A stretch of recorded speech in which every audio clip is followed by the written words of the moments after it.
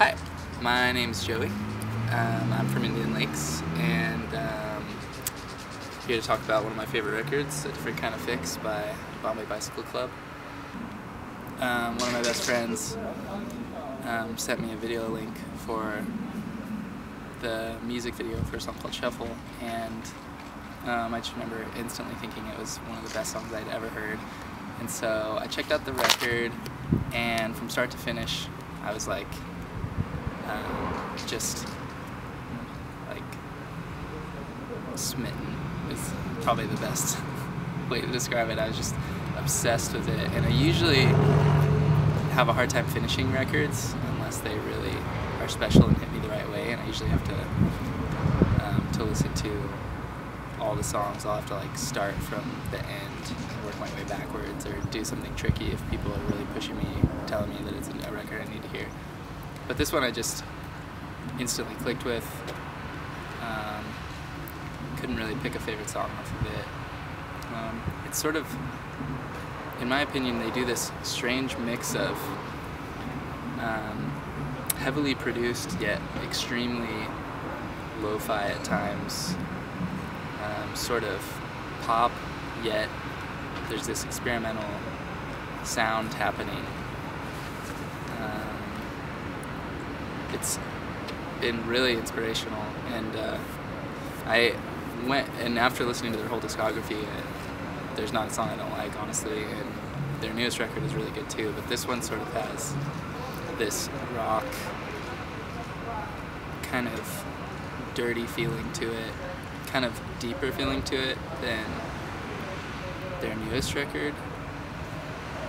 I don't know, I mean, there's favorite songs on the newest record, like possibly my favorite songs that they've ever written, but I think from front to back, and because of nostalgia, this one really just stays with me. I think they could, they're one of the only bands that could open for bands like Mew and Radiohead, and also any pop band, and they can pretty much put together any kind of set they want, and that's what's kind of inspired me over the years, to try to put together a lot of different songs that sound like they come from the same place but aren't afraid of what people will think and all that kind of stuff. So yeah, I mean, there's a song on the record, and it starts off, I think it's track number 7 or 8, and it sort of starts with this, it just comes right in, kind of in this awkward sort of surprise kind of way, with an acoustic, like a really raw finger picking acoustic guitar with the singer, and seeing him play it too, and is, I mean, he's another inspiration is that the singer really shreds way more than the lead guitar player, and that kind of also inspired me that if you've got the chops, you could also, you know, don't be afraid to cut loose, and don't worry about what lead singers are supposed to do, you know. But on this song,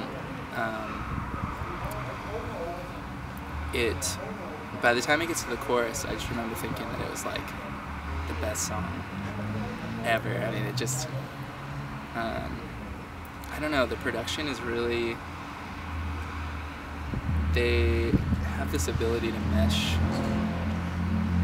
like this raw acoustic kind of feel, and then eventually it goes into this really driving sort of rock tempo, but it doesn't really feel like a rock song. It just kind of feels like, I don't know how to explain it. It's, I like, though, not really being able to explain it. I think most music is so easily explained.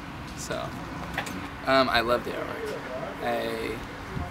All of their designs are, they actually have this team that sort of came up with them, that's always done like most of their design work and a lot of their music videos, and it's really cool to see both parties grow. Like Bombay's new record was #1 in the UK when it came out, and this team now looking at their websites and trying to get in contact with them. Or the art team that works behind all their stuff is so huge now, and they've done such huge music videos and projects with them, and album covers, and just everything. And it sort of inspires you to reach out to artists who are really incredible and either spend the money or keep trying to figure out a way to get something that's really unique, and instead of just seeing a cool picture of some flowers or like some sexy girl, and then just like putting your name over it or whatever. It's like their artwork sort of inspires you to get better artwork. I don't know. It's cool. I wouldn't call myself a collector necessarily. If I see one of my favorite records, I'll consider buying it. I do enjoy listening to vinyl, mostly because I enjoy the ritual of physically getting up to turn it over or putting it on and really listening, because it's